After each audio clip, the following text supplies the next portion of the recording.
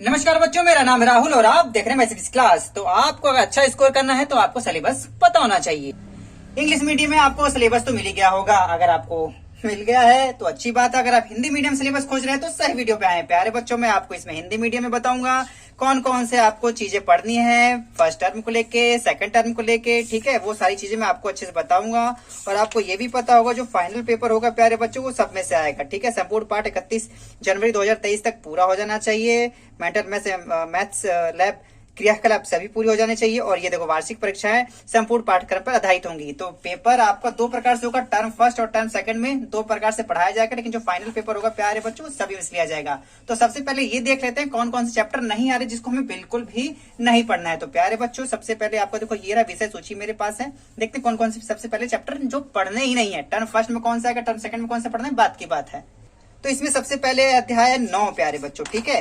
अध्याय 9, ठीक है, पढ़ना ही नहीं है। अध्याय 9 प्यारे बच्चों, ठीक है, ये आपको बिल्कुल भी नहीं पढ़ना है प्यारे बच्चों, ये बिल्कुल भी नहीं पढ़ना है। अध्याय 9 समांतर चतुर्भुज और त्रिभुजों के क्षेत्रफल, ये प्यारे बच्चों पढ़ना ही नहीं है, ठीक है। उसके बाद अध्याय प्यारे बच्चों 11 आ जाता है। अध्याय 11 रचनाएं रचनाएं रचनाएं रचनाएं प्यारे बच्चों एक भी रचना नहीं करनी है 9th क्लास में। एकदम मस्त क्लास से रहिए।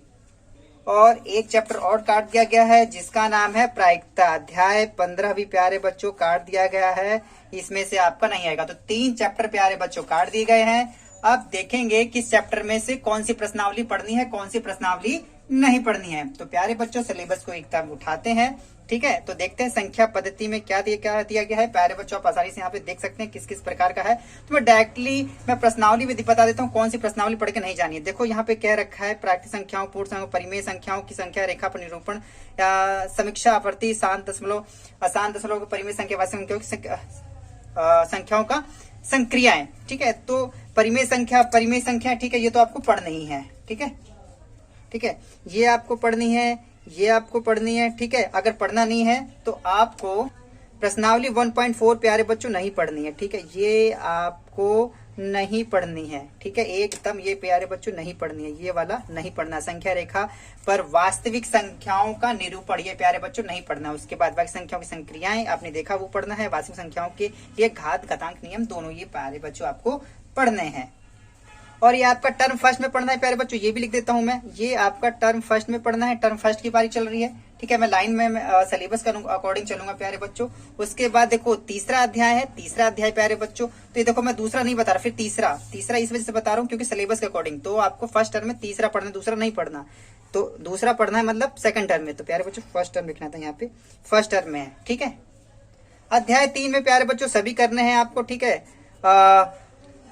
3.2, 3.3, 3.4 सारांश क्या है। तो मतलब ये आपको 3.3 में किसी प्रकार का काटा नहीं गया है, ठीक है। यहाँ देखें, काटतीय तल एक बिंदु के निर्देशक तल के संबंधित परिभाषिक शब्द एवं नाम, ठीक है, सब आपको इसी प्रकार से दिया गया है, वही करना है। फिर इसके बाद अध्याय 4 है, टर्म 2 में अध्याय 4 पे आ जाते हैं। एक पेज पलटते हैं और अध्याय 4 पे आ जाते हैं। इसको साइड में रखते हैं क्योंकि इसका अभी काम है हमारे पास, तो ठीक है।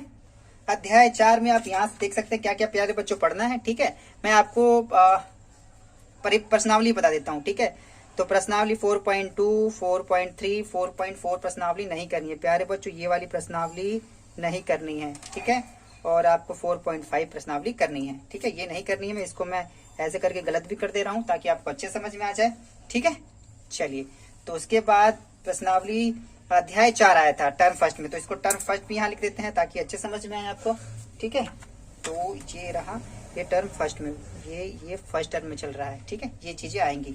अब इसके बाद चलते हैं, मैं लास्ट में चैप्टर वाइज भी दिखा दूंगा प्यारे बच्चों, घबराना नहीं है, ठीक है। तो चौथे चैप्टर के बाद छठा चैप्टर, पांचवा नहीं है, छठा चैप्टर रेखाएं एवं कोण, अभी प्रेरणा सिद्ध करना है, ठीक है। मेरे ख्याल से इसमें भी किसी प्रकार का कट नहीं किया गया है प्यारे बच्चों, ठीक है। इसमें 4 से 5 अभिप्रेरणाओं सिद्ध करना था, लेकिन लगता है कुछ काट दिए गए। यदि एक किरण एक रेखा पर खड़ी हो तो इस प्रकार बने दोनों आसन्न कोणों का योग 180 होता है। इसका भी अच्छा देखो, इसका ये भी करना है और इसका विलोम भी करना है, ठीक है। अच्छी बात है, सिद्ध करना है दोनों तरफ परस्पर शीर्षाभिमुख कोण बराबर होते हैं। अभिप्रेरणा वे रेखाएं जो एक ही प्रकार के समांतर हो, परस्पर समांतर होती हैं। तो चलिए, तो प्रश्नावली 6 में देखिए कौन सा करना है प्यारे बच्चों, ठीक है, ठीक है। तो पहला तो करना ही है, पहला आपका करना है, ठीक है। 6.2 करनी है, 6.3 प्रतिच्छेदी रेखाएं एवं अप्रतिच्छेदित रेखा इन्होंने बोला था। और कोण युग्म होता है ये भी बोला। 6.5 नहीं है आपका, 6.5 प्यारे बच्चों ये नहीं है आपका, ठीक है, ये आपका नहीं है।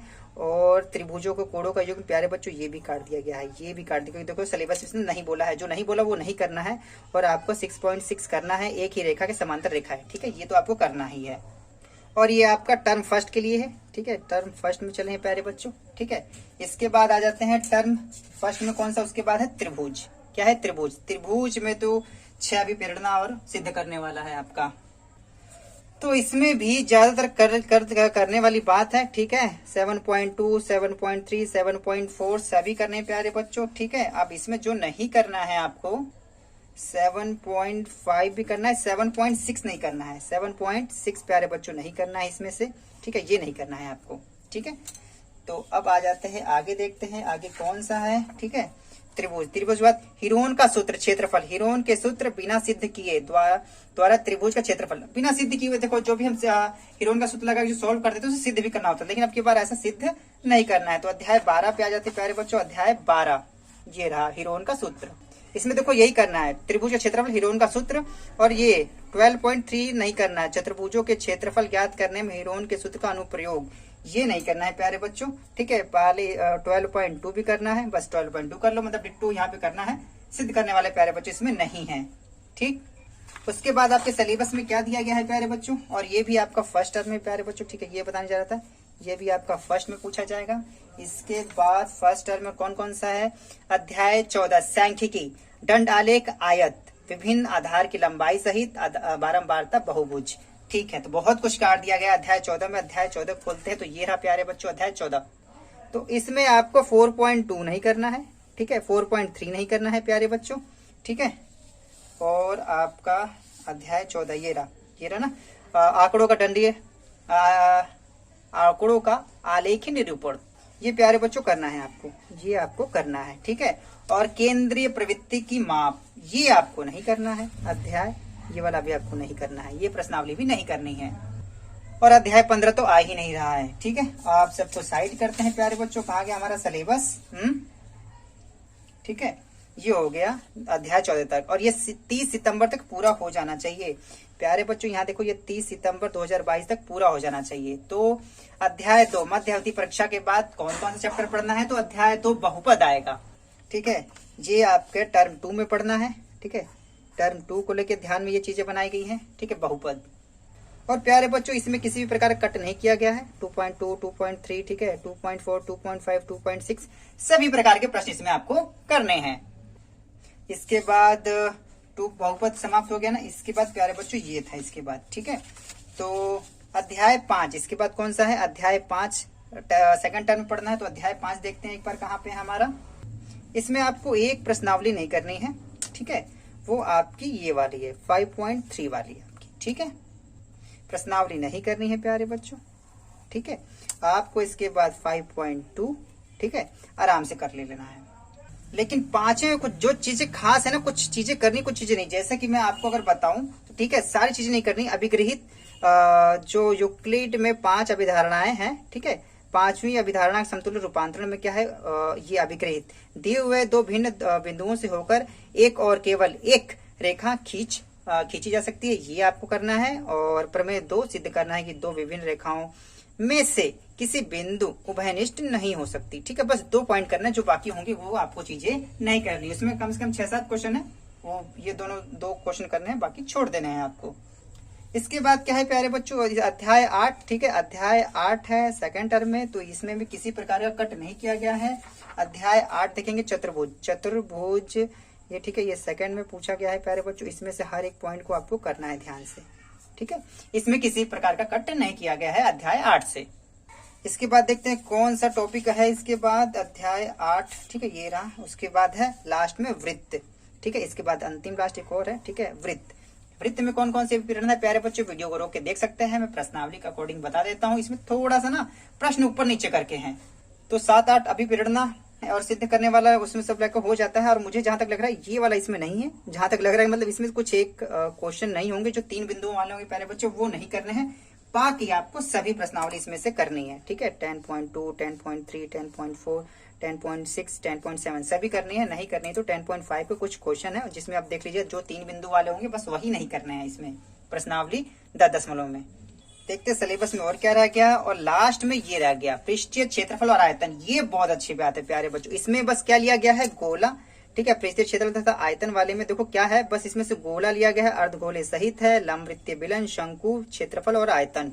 तो इसमें से 3-4 चीजें घटा दी गई हैं। अगर आपको मैं सिलेबस में खोल के दिखाऊं, और ये मतलब कि अगर प्रश्नावली में से देखो, ये अध्याय 13 में देखो घन घनाभ और पृष्ठीय क्षेत्रफल सबसे पहले तो यही काट दिया गया, अध्याय 13.1 भी 13.2 भी।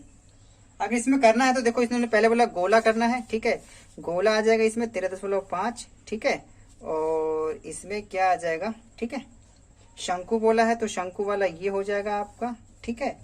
और इसने क्या बोला है, मेरे को लंब वृत्तीय बेलन बोला था, लेकिन बस लंब वृत्तीय शंकु है तो आपका गोला, अर्धगोला और शंकु।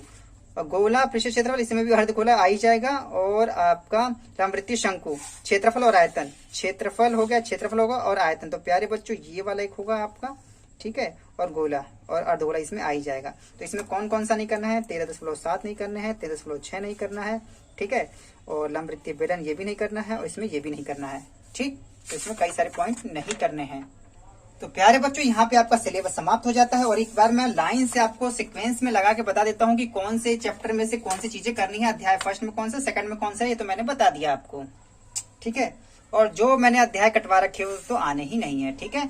अध्याय 1 में देखते हैं प्यारे बच्चों कौन कौन से पॉइंट नहीं करने हैं, अध्याय 2 में, ठीक है, अध्याय 2 वाला, अध्याय 3, उसके बाद अध्याय 4 देख सकते हैं आप, ठीक है, अध्याय 5, अध्याय 6, ठीक है, अध्याय 7, ठीक है, उसके बाद अध्याय 8, अध्याय 9, अध्याय 10, ठीक है, अध्याय 11 तो काट ही दिया गया है, 12, 13, यहाँ पे 14, और आपका यहाँ पे से, अरे ये तो बीच में आ गया भाई साहब, ये रहा आपका 14 में से, और 15 तो पूरी तरह से काट दिया गया है। उम्मीद है चीजें आपको हिंदी माध्यम में समझ में आई होगी कि बच्चे। इसी प्रकार से आप SST का और विज्ञान का भी पहले ही देख सकते हैं, जो कि मैंने अपलोड कर दिया है अपने चैनल पर आराम से। वीडियो काफी लंबी हो जाती है, उम्मीद है आपको समझ में आई होगी। मैं CBSE क्लास की इस वीडियो को देखने के लिए धन्यवाद। तब तक के लिए जय हिंद, जय भारत।